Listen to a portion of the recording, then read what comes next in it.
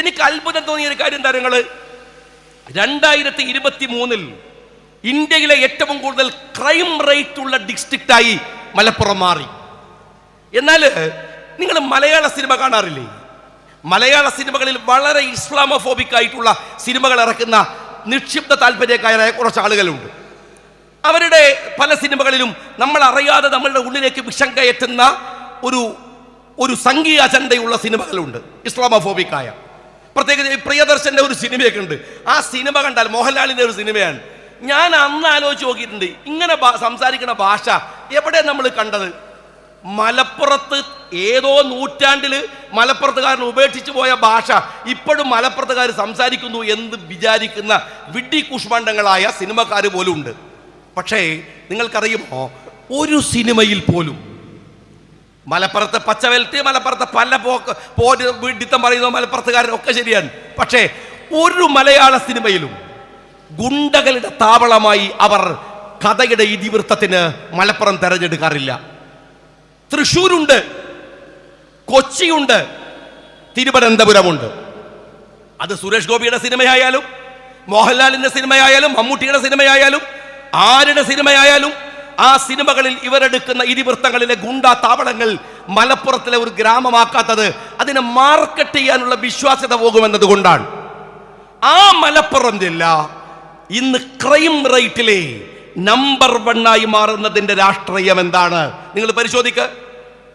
രണ്ടാമത്തെ ഞാൻ പറഞ്ഞു, അമിത്ഷാ ചില ഭേദഗതികളുടെ ഇന്ത്യ രാജ്യത്ത് എന്തെങ്കിലുമൊക്കെ ചെയ്തു എന്ന് വരുത്താൻ വേണ്ടി നോട്ട് നിരോധിച്ച പോലത്തെ ഒരു പോയത്തരങ്ങൾ കുറെ ചെയ്യുമല്ലോ.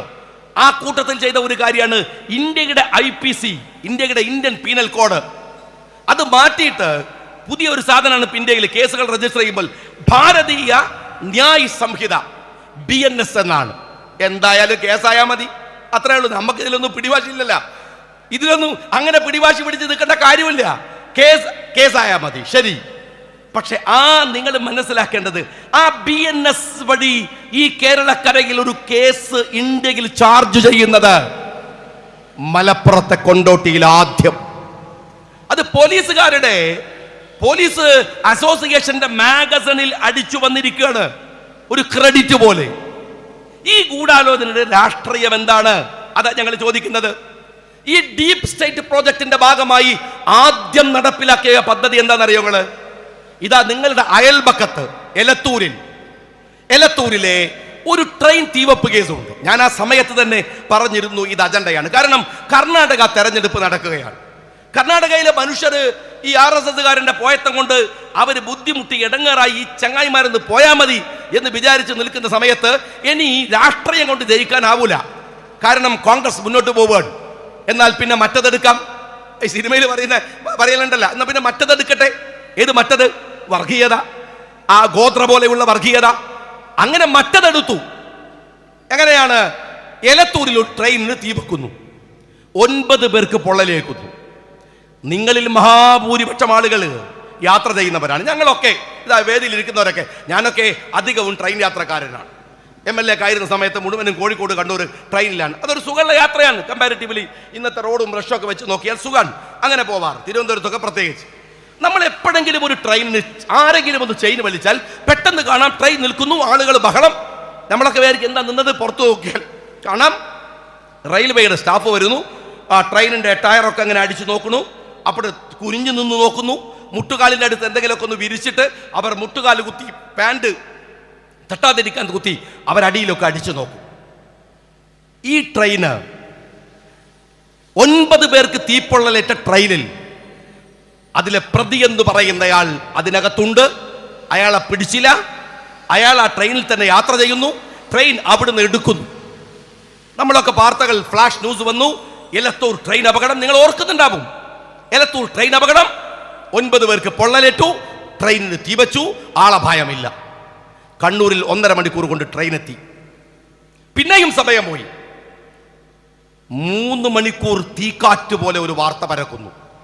എലത്തൂരിൽ റെയിൽവേ ലൈനിൽ 3 പേർ മരിച്ചു കിടക്കുന്നു. ഞാൻ ചോദിക്കട്ടെ സഹോദരന്മാരെ, അതിലൊരു കുഞ്ഞ് മരിക്കുന്നത് രക്തം വാർന്നാണ്, അപകടം കൊണ്ടല്ല. വീണിട്ട് കൈ ഛേദിച്ചു പോയപ്പോ രക്തം വാർന്നാണ്. എന്റെ ചോദ്യം, ഇത്രയധികം പോലീസുകാർ 9 പേർക്ക് തീപ്പൊള്ളലേറ്റ ആ ബോഗിയുടെ താഴെ കിടക്കുന്ന ഈ 3 ഡെഡ് ബോഡികൾ കാണാൻ 3 മണിക്കൂർ. അവിടുന്ന് ആരംഭിക്കുന്ന ദുരൂഹത കർണാടക ഇലക്ഷൻ അട്ടിമറിക്കാൻ നടത്തി ഷഹീൻ ബാഗിൽ നിന്നാണ്. ഇയാളെ അർത്ഥം കേട്ടാൽ ഷഹീൻ ബാഗ് ഏതോ തീവ്രവാദ കേന്ദ്രമാണെന്നാണ്. ഷഹീൻ ബാഗ് പൗരത്വ സമരം കൊണ്ട് പ്രസിദ്ധമായ സ്ഥലമാണ്. അവിടുന്നാണ് പ്രതി വരുന്നത്. ആ പ്രതിയെ മാതൃഭൂമിയുടെ ലേഖകൻ ആ പ്രതി വരുന്ന റൂട്ട് മാപ്പ് ചെയ്തപ്പോ അയാൾക്കെതിരെ കേസെടുത്തു അജിത്ത്. എന്നിട്ട് ആ കേസിന്റെ കൺക്ലൂഷൻ NIA കോടതിയിൽ നടക്കുകയാണ്. അവിടെ കോടതിയിൽ വിചാരണ നടക്കുകയാണ്. എന്താ കേസ് അറിയങ്ങള്? ഇയാൾ ഇത് സ്വയം ചെയ്തതാണ്. തീവ്രവാദി ഇല്ല, ആരെയും പ്രൂവ് ചെയ്തില്ല. ഒരു ചെറുപ്പക്കാരൻ ഒറ്റക്കു ചെയ്തതാണ്. എന്താ പ്രേരണ? അയാൾ യൂട്യൂബ് കണ്ടിട്ട് വികാരം വന്നതാണ്. എന്തൊരു അസംബന്ധമാണ്! ഒരു മനുഷ്യൻ കൊല്ലപ്പെട്ടു അതിനകത്ത്. പിന്നെയും ആ കേസിന്റെ അന്വേഷണത്തിനിടയിൽ എന്താ മുഹമ്മദ് മോനിസ് എന്ന് പറയുന്ന ചെറുപ്പക്കാരന്റെ ബാപ്പയെ മരിച്ച നിലയിൽ കൊച്ചിയിൽ കണ്ടെത്തി. നിങ്ങൾ മനസ്സിലാക്കണം, ഈ കർണാടക തെരഞ്ഞെടുപ്പിനെ അട്ടിമറിക്കാൻ ഡീപ് സ്റ്റേറ്റ് പ്രോജക്റ്റിന്റെ ആദ്യത്തെ വർക്കായിരുന്നു എലത്തൂർ കേസ്. രണ്ടാമത്തത് തൃശ്ശൂരാണ്. ഞാൻ അൻവറിനോട് പിന്നെയും ചോദിക്കുക, അൻവറെ, തൃശ്ശൂരില് നിങ്ങൾ കള്ളക്കളി കളിക്കുമെന്ന് ഞങ്ങൾ പറഞ്ഞിട്ടില്ലേ? തെളിവുണ്ട്. ഞാൻ തൃശ്ശൂരിൽ അവിടുത്തെ തെരഞ്ഞെടുപ്പ് റാലിയിൽ സംസാരിക്കുമ്പോൾ ഞാൻ പറഞ്ഞിട്ടുണ്ട്, ഇവിടെ അജണ്ട നടപ്പാക്കാൻ പോവാൻ 2 ചോദ്യമേ ഉള്ളൂ. എന്താണ്? വീണ വേണോ, ഗോപി വേണോ? ഏത് ഗോപി? സുരേഷ് ഗോപി വേണോ? 2 ചോദ്യമേ ഉള്ളൂ. പിണറായി വിജയൻ പറഞ്ഞു വീണ മതി. ആർക്ക്? പിണറായിക്ക്. RSSനോ ഗോപി മതി. സുരേഷ് ഗോപി ജയിച്ചു. ഒരൊറ്റ കാര്യം ഞാൻ ചോദിക്കട്ടെ, ഞാൻ അതിന്റെ കണക്കുകളൊന്നും പറയണില്ല, ഒറ്റ കാര്യം ചോദിക്കാം. സുരേഷ് ഗോപി ഒരു യാത്ര നടത്തി. ആ യാത്ര ഭയങ്കര രസമാണ്. ഇപ്പോൾ നിങ്ങൾ യൂട്യൂബില് കരുവന്നൂർ ബാങ്ക് സുരേഷ് ഗോപി എന്ന് കാണിച്ചാൽ മതി. അതൊരു നടത്താണ്. സുരേഷ് ഗോപി ഇങ്ങനെ നടക്കുകയാണ്, ഇങ്ങനെ നൊര വരുന്ന്, പിണ്ടി വരുന്ന്. ഒരു പത്രക്കാർ വന്നിട്ട് ക്യാമറ അടുപ്പിക്കുമ്പോൾ ഏതോ ഗുഹയെന്ന് കേൾക്കുന്ന ഒച്ചമാതിരിയാണ് അദ്ദേഹത്തിന്റെ ശ്വാസം. 1 കിലോമീറ്റർ. സിനിമയിലാവുമ്പോൾ ഡ്യൂപ്പ് ഉണ്ടാവും, രാഷ്ട്രീയത്തിൽ നടക്കൂലല്ലോ. ഓൻ തന്നെ നടക്കണം. അങ്ങനെ നടക്കാൻ കരുവന്നൂർ ബാങ്ക് ഒലത്തിക്കളയുന്നാണ് സുരേഷ് ഗോപി പറഞ്ഞത്. സുരേഷ് ഗോപി ജയിച്ച് കേന്ദ്രമന്ത്രിയായില്ലേ? മിസ്റ്റർ സുരേഷ് ഗോപി, കരുവന്നൂര് പോയിട്ട് കരു എന്നൊരു വാക്ക് ഈ സെക്കൻഡ് വരെ നിങ്ങൾ പറഞ്ഞിട്ടില്ല. 2, ഈ തെരഞ്ഞെടുപ്പിന്റെ ആഴ്ചകൾക്ക് മുമ്പുള്ള പത്രം എടുക്ക് നിങ്ങൾ. എന്തൊരു ബഹളായിരുന്നു. ED, SFIO, ഇതുവരെ നമ്മൾ കേൾക്കാത്ത പുതിയൊരു സാധനം. SFIO, CBI പിടിച്ചില്ല. ചിലരൊക്കെ എന്നെ രാവിലെ വിളിക്കും, ഞാനട്ടെ കേസ് നടത്തുന്ന മാതിരിയാണ്. അല്ല, വീണ കുടുങ്ങോ? ഈ പത്രം കേട്ടിട്ട് ആവേശം വന്നിട്ട് പറയാൻ. ഞാൻ പറഞ്ഞു, തെരഞ്ഞെടുപ്പിന് മുമ്പുള്ള സ്ഥിരം നാടകമല്ലേ, വീണ കുടുങ്ങാൻ പോണില്ല. SFIO കേസ് തീർത്തി, ED കേസ് അന്വേഷിപ്പിച്ചു. രസകരമായ കാര്യങ്ങള്, മലയാളത്തെ മീഡിയകളിൽ നിറഞ്ഞു നിന്ന മുഖ്യമന്ത്രിയുടെ മകൾ വീണയെപ്പോലും ഒരു ദിവസത്തെ ചർച്ചയല്ല. വീണ എവിടെ പോയി? പാതാളത്തിലേക്ക് പോയോ? SFIOയുടെ കേസിന്റെ ഫൈൻഡിങ്സ് എന്താണ്? EDയുടെ കേസിന്റെ ഫൈൻഡിങ്സ് എന്താണ്? CBIയുടെ കേസിന്റെ ഫൈൻഡിങ്സ് എന്താണ്? ഒന്നും പറഞ്ഞിട്ടില്ലല്ലോ. എവിടെ പോയി? ഈ പറയുന്ന ഡി പ്രോജക്റ്റിന്റെ ഭാഗമായി, കൊടുക്കൽ വാങ്ങലുടെ ഭാഗമായി 2ാമത്തെ അജണ്ട തൃശ്ശൂരാണ്, 3ാമത്തത് കരുവന്നൂരാണ്. ഇങ്ങനെ കുറെ. ഇനി ഞാൻ ചോദിക്കട്ടെ, ഇന്നലെ ഞാൻ മലപ്പുറത്ത് സംസാരിക്കുമ്പോ ഞാൻ പറഞ്ഞു, മലപ്പുറം ജില്ലാ പാർട്ടി സെക്രട്ടറി മോഹൻദാസ്, ഈ മോഹൻദാസ് ഈ കൂട്ടിക്കൊടുക്കലിൽ നിന്ന RSS ചാരനാണ് എന്ന് ഞാൻ പറഞ്ഞപ്പോ മലയാള ചാനലുകളിലൊക്കെ വലിയ വാർത്ത. ഞാനെന്തോ അപരാധം ചെയ്ത മാതിരിയാണ്. ഞാൻ ചോദിക്കട്ടെ സഖാബേ, ഇവിടുത്തെ പാർട്ടി സെക്രട്ടറി, കോഴിക്കോട് ജില്ലാ പാർട്ടി സെക്രട്ടറി മോഹനൻ മാഷല്ലേ? മോഹനൻ മാഷാണ് കോഴിക്കോട് ജില്ലാ പാർട്ടി സെക്രട്ടറി. ഇവിടുത്തെ SP ആരാവണമെന്ന് തീരുമാനിക്കുന്നതിൽ ആദ്യത്തെ മനുഷ്യൻ അയാളാണ്. നിങ്ങൾ അത് സ്വാഭാവികമാണ്. അതൊരു വലിയ മഹാപാതകമെന്നല്ല ഞാൻ പറയണത്, അദ്ദേഹമാണ്. ആ SP മലപ്പുറം ജില്ലയിലെ സുജിത് ദാസ് SP ആയി ചുമതലയെടുത്തതിന് ശേഷം 2ഓ 3ഓ തവണ കോഴിക്കോട്ടെ SP മാറി.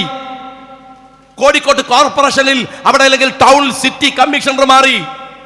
നിങ്ങൾ മനസ്സിലാക്കണം, സുജിത് ദാസ് മാറിയില്ല. ഈ സുജിത് ദാസ് മാറാത്തത് എന്ത് എന്ന് ചോദിക്കുന്ന ആദ്യത്തെ വ്യക്തി മോഹൻദാസ് ആവണ്ടേ? സുജിത് ദാസിനെ മലപ്പുറം ജില്ലയിൽ പിടിച്ചു നിർത്തി സകലമായ തോന്നിവാസങ്ങൾക്കും സുജിത്തിന്റെ മുമ്പിൽ നിന്നത് മോഹൻദാസ് ആണ് എന്നതുകൊണ്ട് തന്നെയാണ്. അത് CPM ആയതുകൊണ്ടാണ് ഞാൻ പറയുന്നത്. അവിടുത്തെ ജില്ലാ സെക്രട്ടറി ഇതൊന്നും അറിയാതെ ഇതൊക്കെ നടക്കുക. എത്ര പരാതികൾ ഒരു ഘട്ടത്തിൽ അൻവർ പറഞ്ഞു. പിന്നെ അൻവർ അത് തുടർന്നില്ല. എന്താ പറഞ്ഞതറിയോ? പാർട്ടിയുടെ സഖാക്കൾ പോയി മോഹൻദാസിന്റെ കുത്തിന് പിടിച്ചിട്ടുണ്ട്, കഴുത്ത് കൂട്ടിപ്പിടിച്ചിട്ടുണ്ട്. എന്താ കാര്യം? ഇത്രമേൽ ക്രിമിനലായ ഒരു SP-യെ കൊണ്ടുവന്ന് അവിടെ സ്ഥാപിച്ചതിന്റെ പേരിൽ വലിയ പ്രശ്നങ്ങൾ ഉണ്ടായിട്ടുണ്ട്.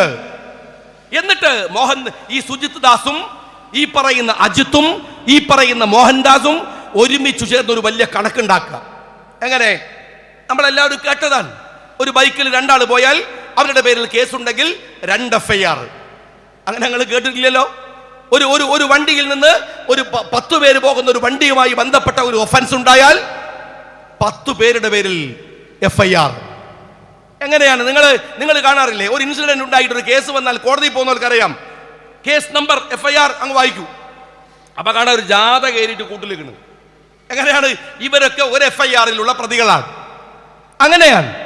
എന്നാൽ ഇവർ കേസുകളുടെ എണ്ണം കൂട്ടാൻ കൃത്യമായി ഇവർ പ്ലാൻ ചെയ്തു. എന്നിട്ട് നമ്മളെ മുഖ്യമന്ത്രിയുടെ വരവുണ്ട് കേട്ടോ. ഒരു 6 ദിവസം 7 ദിവസം മുമ്പ് അയാൾ വന്നിട്ട് വളരെ നിഷ്കളങ്കമായി പത്രക്കാരുടെ മുമ്പിൽ, ഞാൻ പറയുന്നതല്ലല്ലോ, ഇത് കണക്കുകളല്ലേ, കണ്ടോ നിങ്ങൾ മലപ്പുറത്ത് ഇത്ര കുറ്റകൃത്യങ്ങൾ നടക്കുന്നു, ഇത്ര പ്രശ്നങ്ങൾ നടക്കുന്നു, ഇതാ നിങ്ങൾ കണ്ടില്ലേ? ഈ പറയുന്ന വീഡിയോ ഇപ്പോഴും ഉണ്ടല്ലോ. ഞാൻ ചോദിക്കുന്നത്, കേരളത്തിന്റെ മുഖ്യമന്ത്രി പിണറായി വിജയൻ ഒന്ന് പറഞ്ഞേ, ഈ കണക്ക് ആരുടെ കണക്കാണ്? ആരുടെ കണക്കാണ്? നിങ്ങളുടെ സുജിത് ദാസ് ഉണ്ടാക്കിയതല്ലേ? നിങ്ങളുടെ അജിത്തും മോഹൻദാസും കൂടി ചേർന്നുണ്ടാക്കിയതല്ലേ? നിങ്ങളുടെ ഗവൺമെന്റ് അതിനുവേണ്ടി മാത്രം ഒരു SP-യെ അവിടെ നിയോഗിച്ചുണ്ടാക്കിയ കണക്കല്ലേ? നിങ്ങൾ വായിക്കുന്നത് കേട്ടാൽ ഏതോ ഒരു ഗവൺമെന്റ് ഉണ്ടാക്കിയ കണക്ക് നിങ്ങൾ വായിക്കുന്ന പോലെയാണല്ലോ. നിങ്ങൾ തന്നെ കണക്കുണ്ടാക്കുക, എന്നിട്ട് നിങ്ങൾ തന്നെ അത് വായിക്കുക, എന്നിട്ട് ഇത് ഒതന്റിക് ആണ് എന്ന് നിങ്ങൾ പറയുക. പോരാത്തതിന് ഹിന്ദു പത്രത്തിന് ഒരു ഇന്റർവ്യൂ കൊടുക്കുക. ഹിന്ദു പത്രങ്ങൾക്ക് അറിയാലോ, ഹിന്ദു പത്രത്തിന് കേരളത്തിലെ മുഖ്യമന്ത്രിക്ക് ഹിന്ദു പത്രത്തിലെ ഇന്റർവ്യൂവിലുള്ള ഒരു രാഷ്ട്രീയ പ്രാധാന്യമെങ്കിലും നിങ്ങൾ പറ. കേരളം വിട്ടാൽ ലീഗും CPM ഒക്കെ എത്രത്തോളം വലുതാണെന്ന് ഞങ്ങൾക്കറിയാം. അതിനേക്കാൾ കൂടുതൽ നിങ്ങൾക്കറിയണം. നിങ്ങളെ കയ്യിലുള്ള MP തന്നെ ഞങ്ങളെ കയ്യിലുള്ളൂ. ഞങ്ങളെക്കാൾ ഒരു കട്ടനുറുപ്പ്യൻ്റെ MP എൻ്റെ കയ്യിൽ കൂടുതലുമില്ല. അത്ര വലിയ പാർട്ടിയുമല്ല. പിന്നെ എന്തിനാണോ ഈ ചെരുപ്പന്നാക്കാനുണ്ടോ എന്ന് പറഞ്ഞു നടക്കണ മാതിരി നിങ്ങളെ PR പോയിട്ടൊരു ഇന്റർവ്യൂ ഉണ്ടാക്കുന്നത് ഹിന്ദുവില്? എന്താ അതിൻ്റെ ഒരു സയൻസ്? അല്ലെങ്കിൽ ഇയാൾക്ക് ഇന്ത്യൻ രാഷ്ട്രീയത്തിൽ ഈ മുഖ്യമന്ത്രിക്ക് എന്ത് പ്രാധാന്യമുള്ളത് നിങ്ങൾ മനസ്സിലാക്കണം. കഴിഞ്ഞ പാർലമെന്റ് തെരഞ്ഞെടുപ്പിൽ ഇന്ത്യയിലെ പല ഘട്ടങ്ങളിൽ പല സ്റ്റേറ്റുകളിൽ തെരഞ്ഞെടുപ്പ് നടക്കുകയാണ്. ആ സമയത്ത് കേരളത്തിന്റെ തെരഞ്ഞെടുപ്പ് കഴിഞ്ഞ ഉടനെ ഇവിടുന്ന് നാട് വിട്ടു പോയ ആളാണ് കേരളത്തിന്റെ മുഖ്യമന്ത്രി. കേരളത്തിന്റെ പുറത്ത് ഒരു സ്ഥലത്ത് പോയി പ്രചരണം നടത്തിയിട്ടില്ല. ഒരു സ്ഥലത്ത് പ്രചരണം നടത്തിയില്ല. അത് അദ്ദേഹം പലരും പറഞ്ഞു വലിയ ഗൂഢാലോചന. അതുകൊണ്ടൊന്നുമില്ല, അയാൾക്കറിയാം പുറത്ത് പോയിട്ട് ഒരു കാര്യമില്ല എന്നെ കൊണ്ട് എന്ന് തിരിച്ചറിഞ്ഞിട്ടാവാം. അങ്ങനെയുള്ള ഒരു മനുഷ്യൻ ഹിന്ദു പോലെ ഒരു ദേശീയ പത്രത്തിന് ചോദിച്ചു വാങ്ങിയ ഇന്റർവ്യൂ കൊടുക്കുന്നു. ആ ഇന്റർവ്യൂവിന്റെ കണ്ടന്റ് മലപ്പുറം ജില്ലയിൽ നടക്കുന്ന കുറ്റകൃത്യങ്ങളാവുന്നു. ഒരു ജില്ലയെ അപരവൽക്കരിക്കുന്നു. ചിലരൊക്കെ ഉണ്ടല്ലോ, മുഖ്യമന്ത്രി എന്ന് പറഞ്ഞിട്ട് ഇയാൾ എങ്ങനെ സോപ്പിട്ട വർത്താനം? അയാൾ അതിന് അർഹനാണോ? ആരാ മുഖ്യമന്ത്രി? ഇതാ നിങ്ങളുടെ ഈ ബാലുശ്ശേരി മണ്ഡലത്തിൽ ജയിച്ചു വരുന്ന MLA. ഞാൻ 10 കൊല്ലം MLA ആയ ആളാണ്. നിങ്ങൾ പലരും പഞ്ചായത്ത് മെമ്പർമാരും പഞ്ചായത്തും ബ്ലോക്കിലൊക്കെ ജയിച്ചവരാണ്, ജില്ലയിൽ ജയിച്ച ആളുകളാണ്. എങ്ങനെ ഒരാൾ ജയിക്കുമ്പോൾ രാഷ്ട്രീയം ഉണ്ടാവും, മത്സരിക്കുമ്പോൾ രാഷ്ട്രീയം ഉണ്ടാവും. ജയിച്ചു കഴിഞ്ഞ് സത്യപ്രതിജ്ഞ കഴിഞ്ഞാൽ ഈ നാട്ടിലെ എല്ലാവരുടെയും MLA ആണ്, എല്ലാവരുടെയും MP ആണ്. അങ്ങനെ ആവണം. അതാണ് ജനാധിപത്യം. എന്നാൽ കേരളത്തിന്റെ മുഖ്യമന്ത്രി അതിന്റെ തരിമ്പ് മര്യാദ തന്റെ മുഖ്യമന്ത്രി പദത്തോട് കാണിച്ചിരുന്നെങ്കിൽ ഈ മനുഷ്യൻ ഒരു ജില്ലയെ അപരവൽക്കരിക്കാൻ കൂട്ടുനിൽക്കുമായിരുന്നോ? ഇയാളെ മുഖ്യമന്ത്രി എന്ന് വിളിക്കുന്നത് പോലും അനർഹമായ ഒരു ആനുകൂല്യമാണ്. പിണറായി എന്നല്ലാതെ അയാളെ വിളിക്കേണ്ട കാര്യമില്ല. ചിലരൊക്കെ അതിനെ മയപ്പെടുത്തുകയാണ്. മുഖ്യമന്ത്രി എന്ന് പറഞ്ഞു ഇയാൾ മുഖ്യമന്ത്രിയാവാൻ യോഗ്യനല്ല. ഒരു പക്ഷെ സാങ്കേതികമായി ആയിരിക്കാം. അങ്ങനെ ഒരാൾ ഇവിടെ കണക്കുണ്ടാക്കി എന്നിട്ട് ഇന്റർവ്യൂ കൊടുക്കുക. ഇന്റർവ്യൂ കൊടുത്ത് ഞാൻ ചോദിക്കട്ടെ, നിങ്ങൾ സ്വർണത്തിന്റെ കണക്കൊക്കെ പറഞ്ഞല്ലോ, 5 കൊല്ലം കൊണ്ട് ഇവിടെ 150 കിലോ 250 കിലോ സ്വർണം കൊണ്ടുവന്നതാണ്, 150 കിലോ സ്വർണം കൊണ്ടുവന്ന കണക്ക്. എന്നാൽ കേരളത്തിന്റെ മുഖ്യമന്ത്രി പിണറായി വിജയനോട് ചോദിക്കട്ടെ, ഞാൻ 2019-20 മാത്രം ശിവശങ്കരൻ, സ്വപ്ന സുരേഷ് 2 പേർ കേരളത്തിൽ കൊണ്ടുവന്ന സ്വർണത്തിന്റെ തൂക്കം 138 കിലോയാണ്. എന്തേ പിണറായി നിങ്ങളുടെ ഇന്റർവ്യൂവിൽ അത് വരാത്തത്? നിങ്ങളുടെ വലം കൈയും ഇടം കൈയുമല്ലേ ഈ പറയുന്ന ശിവശങ്കരൻ? എന്തേ അത് വരാത്തത്? ഞാൻ മുഖ്യമന്ത്രിയോട് ചോദിക്കട്ടെ. ഹവാലയുടെ കണക്ക് പറഞ്ഞല്ലോ നിങ്ങൾ. കൊടകര ഹവാല എവിടെ പോയി? എന്തേ കൊടകര ഹവാലയെ കുറിച്ച് ഹിന്ദുവിലെ ഇന്റർവ്യൂവിൽ നിങ്ങൾ കൊടുക്കാത്തത്? ബിജെപിയുടെ നേതാക്കന്മാരാണ് ആ ഹവാല കോടിക്കണക്കിന് 100 കണക്കിന് കോടിയുടെ ഹവാലയുടെ ആളുകൾ എന്നതുകൊണ്ടാണോ കൊടകര ഹവാല നിങ്ങൾ പറയാത്തത്? അതാണോ? എന്നാൽ ഞാൻ നിങ്ങളോട് പുതിയ ഫത്വ ആവശ്യപ്പെട്ട ജലീൽ അടക്കമുള്ളവരോട് ഞാൻ പറയട്ടെ, ഇന്ത്യയിലെ DRIയുടെ ഒരു സ്റ്റാറ്റിസ്റ്റിക്സ് ഉണ്ട്. അത് ഒതന്റിക് ആണ്, ഒഫീഷ്യലാണ്. നരേന്ദ്രമോദി ഭരിക്കുന്ന കേന്ദ്രത്തിന്റെ കണക്കാണത്. എന്താ കണക്കെന്നറിയോ? ഇന്ത്യ രാജ്യത്ത് അനധികൃതമായി വരുന്ന സ്വർണത്തിന്റെ 52% കരമാർഗം വരുന്നതാണ്. ഇതാരുടെ കണക്കാ? ഷാജി വരുന്ന കണക്കല്ല. ഞാൻ ഇതൊക്കെ ഈ പ്രസംഗങ്ങളൊക്കെ എല്ലാവരും കേൾക്കുന്നതാണ്, റെക്കോർഡാണ്, ആധികാരികമായിട്ടാണ് പറയണത്. എന്താ പറയണത്? 52% കരമാർഗം വരുന്നതാണ്. എന്നാൽ 25% എയർ വഴി വരുന്നത്. രണ്ടാമത്തെ DRIയുടെ കണക്കെന്താ അറിയങ്ങള്? കേരളത്തിൽ സ്വർണത്തിന്റെ കേസ് കുറയുന്നു, സ്വർണം കൊണ്ടുവരുന്നതിന്റെ കേസ് റേറ്റ് കുറയുന്നു. എന്ന് വെച്ചാൽ 2023 1300 കേസുകൾ 2022 1300 കേസുകൾ രജിസ്റ്റർ ചെയ്തപ്പോൾ 2023 രജിസ്റ്റർ ചെയ്ത കേസ് 725. എന്നാൽ സ്വർണം കൊണ്ടുവരുന്ന വല്ല കുറവുണ്ടായിട്ടുണ്ടോ? ഇല്ല. അപ്പൊ സ്വർണം പിടിക്കാൻ പോലീസിന് വയ്യാഞ്ഞിട്ടല്ല, പിടിക്കുന്ന കേസുകളിൽ പോലീസ് ഒത്തുതീർപ്പുണ്ടാക്കി സ്വർണം അടിച്ചു മാറ്റുന്നു. ഇത് സർക്കാരിന് കിട്ടണില്ല. ഈ സുജിത് ദാസും കൂട്ടരുമൊക്കെ മലപ്പുറം ജില്ലയിൽ തമ്പടിച്ചതിന് ശേഷം ഈ സ്വർണങ്ങൾ കേസുകൾ രജിസ്റ്റർ ചെയ്യപ്പെടുന്നില്ല. അതാണ് വസ്തുത. അപ്പൊ സ്വർണം ഗവൺമെന്റ് പ്രതികളെ പിടിക്കാൻ നോക്കിയിട്ട് കിട്ടണില്ല, കേസ് ഉണ്ടാവണില്ല. അപ്പാണ് നമ്മളെ മുഖ്യമന്ത്രിയുടെ അരുമപുത്രൻ ജലീൽ പറയാൻ, മൂല്യന്മാരെ നിങ്ങൾ വയല് പറയും, അങ്ങനെങ്കിലും രക്ഷപ്പെടാൻ. എതിന് സ്വർണം കൊണ്ടല്ലേ എന്ന് വയല് പറയാൻ, വയല് പറഞ്ഞ് രക്ഷപ്പെടുത്താമെന്നാണ് പുതിയ അർത്ഥം. ഞാൻ ഈ ജലീല് ഈ പറഞ്ഞതിന്റെ ഒരു സാങ്കത്യം നിങ്ങൾ ഓർത്തു നോക്കിയോ? എന്താ അറിയോ നിങ്ങള്?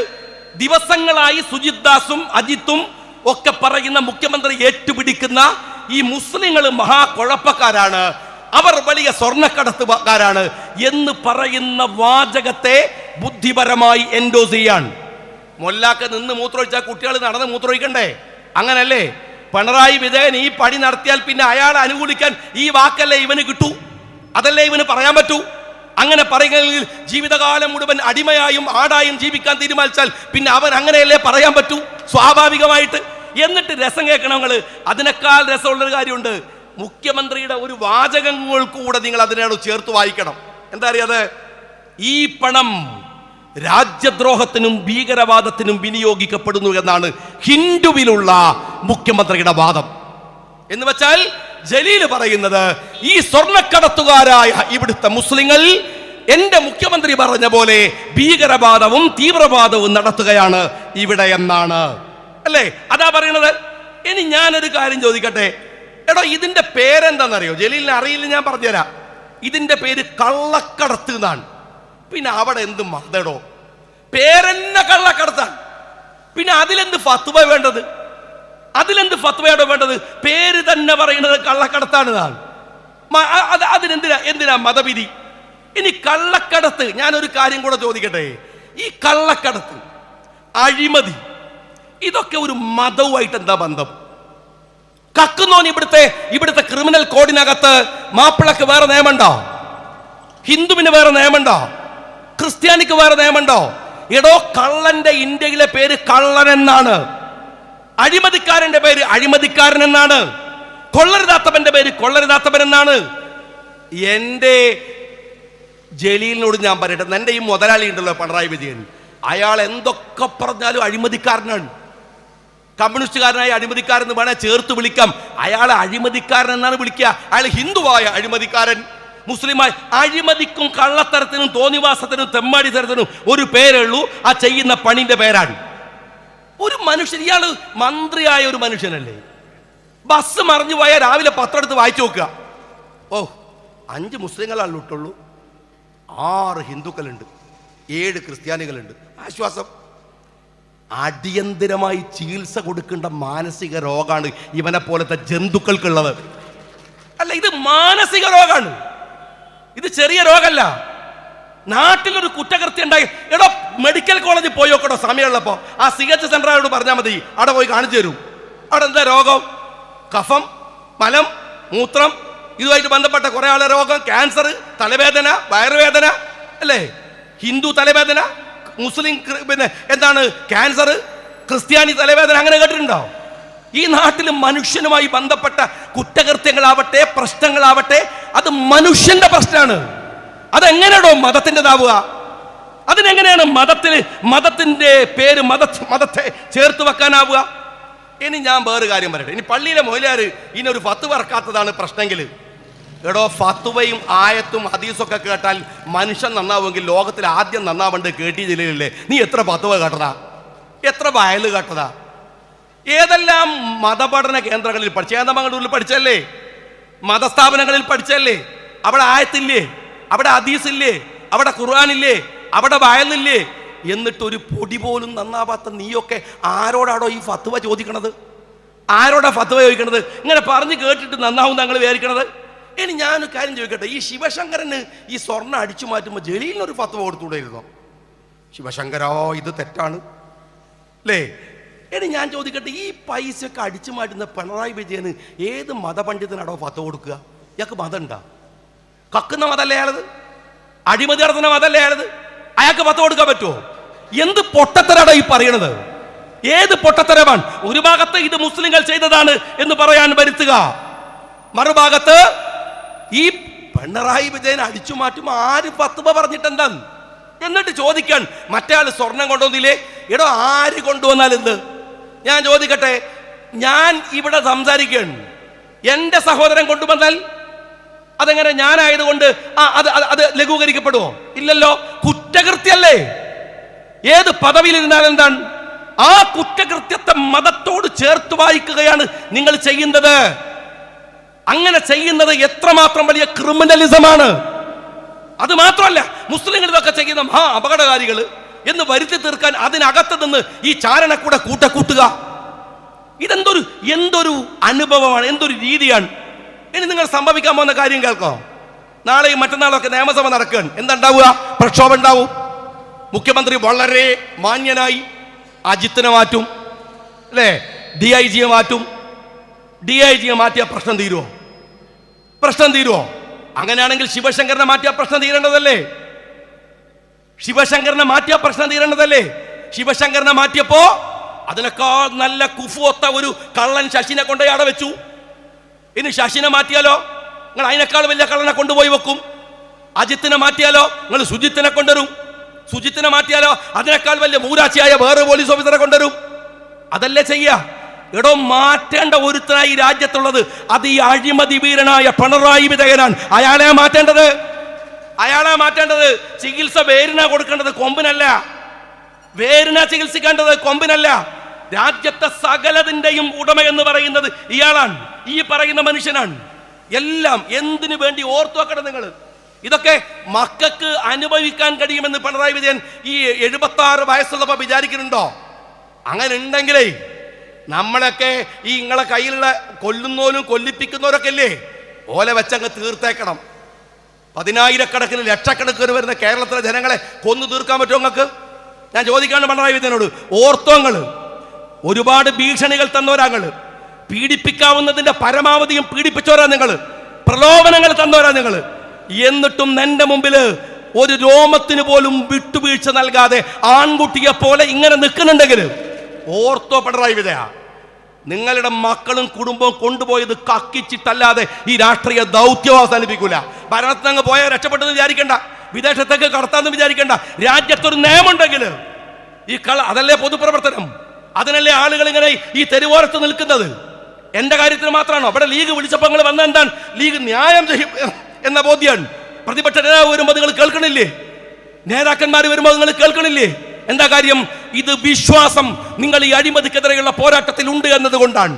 അത് നീതിപൂർവകമാകണ്ടേ, അത് നീതിപൂർവകണ്ടേ. ഒരു മകളെ പോറ്റാൻ എന്തെല്ലാം അഴിമതി. പണ്ട് ഈ ഫ്രഞ്ചില് ഒരു ലൂയി 16 ഉണ്ടായിരുന്നു. അദ്ദേഹത്തിന്റെ ഭാര്യയുണ്ട്, ആൻഡറോണി എന്ന് പറയുന്ന ഭാര്യ. എവിടെ? ഫ്രഞ്ചില്. ഈ മനുഷ്യൻ എന്ത് ചെയ്തു? ഞങ്ങള് ഈ ലൂയി 16 ഭാര്യക്ക് വൈരപ്പതക്കം വാങ്ങാൻ ഒരു ടാക്സ് ഏർപ്പെടുത്തി. എങ്ങനെയുണ്ട്? ഭാര്യക്ക് ഇടക്കിടക്ക് വൈരപ്പതക്കം വാങ്ങണം. ഒന്നും വാങ്ങാനല്ല, അത് പിരിവെടുത്ത് കൊടുത്താൽ തീരൂലേ. ഇവക്ക് ഇങ്ങനെ വൈരം വാങ്ങിക്കൊണ്ടിരിക്കണം. അങ്ങനെ വൈരം വാങ്ങാൻ വേണ്ടി രാജ്യത്ത് ഒരു ടാക്സ് ഏർപ്പാട് ചെയ്തു. ചരിത്രത്തിൽ ആ ടാക്സിന്റെ പേരാണ് വൈരപ്പതക്ക വിചാരണ. അതുപോലെയാണ് കേരളത്തിലെ മുഖ്യമന്ത്രി പിണറായി വിജയൻ മോക്ക് വേണ്ടിയിട്ട് നമ്മളുടെ സകലമാന പൈസ അടിച്ചു മാറ്റി കൊടുത്തോടുക്കാൻ. നാളെ ചരിത്രത്തിൽ അതിനെ വീണ വിനോദം എന്ന പേരിൽ അറിയപ്പെടാവുന്ന ടാക്സാണ്. നമ്മൾ ആലോചിച്ച് നോക്ക്, എന്തൊരു സങ്കടമാണ്. ഫ്രഞ്ചിലെ ലൂയി 16 അതേ ചരിത്രഗതിയിലേക്ക് ഒരു പാർട്ടി വരികയാണ്. ഞാൻ പറഞ്ഞു വന്ന മാറ്റർ ഇത്രേ ഉള്ളൂ. ഒരു ഭരണകൂടം, ഇതൊക്കെ വ്യക്തികൾ ചെയ്യുന്നെങ്കിൽ പ്രശ്നമല്ല. ഒരു പ്രസ്ഥാനം, ഒരു ഭരണകൂടം മനുഷ്യരെ തമ്മിൽ തെല്ലിക്കാൻ എന്തിനു വേണ്ടിയാണിത്? അധികാരം. ഇത്രമേൽ അധികാരം ഉന്മത്തമാക്കുന്നത് എന്തു സങ്കടമാണ്. ഞാൻ പലയിടത്തും പറഞ്ഞിട്ട് എനിക്കതിൻ്റെ സങ്കടം പോവാത്തത് കൊണ്ട് ഞാൻ ഒന്നുകൂടെ പറയട്ടെ. അൻവറിൻ്റെ നിലമ്പൂരിലെ ആദ്യത്തെ യോഗം കാണുമ്പോൾ, ഞാൻ ആ യോഗം ഇങ്ങനെ അതിൻ്റെ അവസാന സീൻ ഞാൻ യൂട്യൂബിൽ ഇട്ട് കേൾക്കുമ്പോൾ എനിക്കൊരു വല്ലാത്ത നിസ്സഹായാവസ്ഥയും ഒരു സങ്കടവും ഒക്കെ എൻ്റെ ഇങ്ങനെ വന്ന് പൊതിഞ്ഞു കളഞ്ഞു. കാര്യം എന്താ വെച്ചാൽ, അൻവർ നമ്മളെയൊക്കെ ഇങ്ങനെ ട്രോളി. നിയമസഭയിൽ എന്താണ് പിണറായിനെതിരെ ഞാനൊന്ന് സംസാരിക്കാൻ നിന്നാൽ അൻവർ ഒരു ചാട്ടാണ്. അൻവറിൻ്റെ ഭാര്യ ഷൗക്കത്തിനെ പറഞ്ഞാൽ പോലും അത്ര ദേഷ്യവും പിടിക്കൂല. പറഞ്ഞിരുന്നല്ല, സോറി, ബാപ്പനെ പറഞ്ഞാൽ പോലും ദേഷ്യം പിടിക്കൂല. അൻവറിനെ പറഞ്ഞു എൻ്റെ പിതാവിലെ പോലെയാണ്, ഇല്ലേ? ആ അൻവർ നിസ്സഹായമായി പറയുന്ന ഒരു കാര്യമുണ്ട്. പ്രസംഗം തുടങ്ങാൻ അൻവർ പറഞ്ഞു, ഞാൻ ഇന്നാളാ മോനാണ്, എൻ്റെ ബാപ്പ പാർലമെന്റിലേക്ക് മത്സരിച്ചിട്ടുണ്ട്, ദേശീയ സമരത്തിൽ പങ്കെടുത്തിട്ടുണ്ട്, എൻ്റെ വീട്ടിൽ നെഹ്റു വന്നിട്ടുണ്ട്. ഒക്കെ അഭിമാനത്തോടെ ഒരു മനുഷ്യൻ ഇങ്ങനെ ഓർക്കുക. എന്നിട്ട് പറയാണ്, എൻ്റെ ഉമ്മ 10-ലധികം ആളുകൾ പ്രസവിച്ച ഉമ്മയാണ്. നമ്മളൊക്കെ പഴയ കാലത്തെ ഒരു ഉമ്മ ഒരുപാട് പ്രസവിച്ച ഉമ്മയാണ്. അപ്പോൾ എനിക്ക് ആ ഉമ്മയുടെ മുലപ്പാൽ പോലും കുടിക്കാൻ അധികം പറ്റിയില്ല. ഞാൻ കുടിച്ചത് എൻ്റെ വീട്ടിലെ മറ്റൊരു സ്ത്രീയുടെ, ഒരു അമുസ്ലിം സ്ത്രീയുടെ മുലപ്പാട് കുടിച്ചാണ് വളർന്നത്. അങ്ങനെ ഒരുപാട് ചരിത്രം അതൊക്കെയാണല്ലോ നമ്മുടെ നാട്. മുലപ്പാൽ കുടിച്ചാണ് ഞാൻ വളർന്നത്. അദ്ദേഹം പറയാണ്, അങ്ങനെ ഞാൻ ജീവിച്ചത്. എൻ്റെ വീട്ടിൽ പണിയെടുക്കണ, എനിക്ക് ഭക്ഷണം വിളമ്പി തരുന്ന നാണി, ശൈലജ, എൻ്റെ ഡ്രൈവർ, എൻ്റെ ഗൺമാൻ, ഇവരൊക്കെ പേര് പറഞ്ഞിട്ട് പറയാണ്, എന്നിട്ടും നിങ്ങൾ എന്നെ വർഗീയവാദി എന്നാണോ പറയണത്? എനിക്കത് വല്ലാത്ത സങ്കടം തോന്നിപ്പോയി. ഇത്രമാത്രം സുതാര്യമായി ഒരു പൊതുസമൂഹത്തിൽ ജീവിക്കുന്ന ഒരു മനുഷ്യൻ, ഇപ്പോഴും ഇടതുപക്ഷത്തിന്റെ MLA ആയ ഒരു മനുഷ്യൻ, അവസാനം അയാൾ പറഞ്ഞ എന്താണ്? അഴിമതിയെ കുറിച്ചല്ലേ? മുഖ്യമന്ത്രിയുടെ പോലീസിന്റെ ധാർഷ്ട്യത്തെ കുറിച്ചല്ലേ? അത് പറയാൻ ജനാധിപത്യ രാജ്യത്തിൽ അവകാശമല്ലേ? അത് പറഞ്ഞതിന് ആ മനുഷ്യൻ വിശദീകരിക്കുന്നത്, ഞാനൊരു മതേതരവാദിയാണ്, എന്നെ നിങ്ങൾ വർഗീയമെന്ന് വിളിക്കല്ലേ എന്നാണ്. ഇങ്ങനെയാണോ നിങ്ങൾ പെരുമാറുന്നത്? ഞാൻ മുസ്ലിം ലീഗുകാരനാണ്. ജനിച്ച കാലം മുതൽ MSF യൂത്ത് ലീഗ്, ആ ലീഗിൽ അടിയുറച്ചു നിൽക്കുന്ന ഒരാളാണ്. ഞാനൊരു മുസ്ലിമുമാണ്. ഞാൻ MLA ആയിട്ടുണ്ട്, പൊതുപ്രവർത്തനത്തിൽ ഒരുപാട് നിന്നിട്ടുണ്ട്. ഞാൻ അൻവറിനോട് പറയട്ടെ, എൻ്റെ മുഖത്ത് നോക്കിയിട്ട് ഒരുത്തനെങ്ങാനും വർഗീയവാദി എന്ന് പറഞ്ഞാൽ പൊതുയോഗത്തിന് സ്റ്റേജിൽ വരുന്നു കയറൂല. ഓൻ്റെ മോന്തടിച്ച് പൊട്ടിച്ചിട്ട് എന്ത് കേസ് വന്നാലും പിന്നെ ഞാൻ സ്റ്റേജിൽ കയറൂ. പക്ഷേ ഞങ്ങൾക്ക് അതിന് ഒരുത്തൻ്റെ സഹായം വേണ്ട. ഓനെ തിരിച്ചടിച്ചാലും എൻ്റെ അടി ഓൻ ആദ്യം കൊണ്ടിരിക്കും. ഇവിടെ ഇതെന്തൊരു സങ്കടമാണ്. ഷൗക്കത്തിൻ്റെ മകനാ അൻവർ. ഷൗക്കത്തിൻ്റെ മകൻ പാർലമെന്റിലേക്ക് മത്സരിച്ച, അഭിപ്രായ വ്യത്യാസം രാഷ്ട്രീയമായിട്ടുണ്ടാവാം. എടോ, ഈ അൻവറെ നിന്റെ പിതാവിനെ അറിയില്ലെങ്കിൽ പിതാവിന്റെ പിതാവിനെ നോക്ക്. സ്വാതന്ത്ര്യ സമരത്തിൽ പങ്കെടുത്തിട്ടുണ്ടാവും.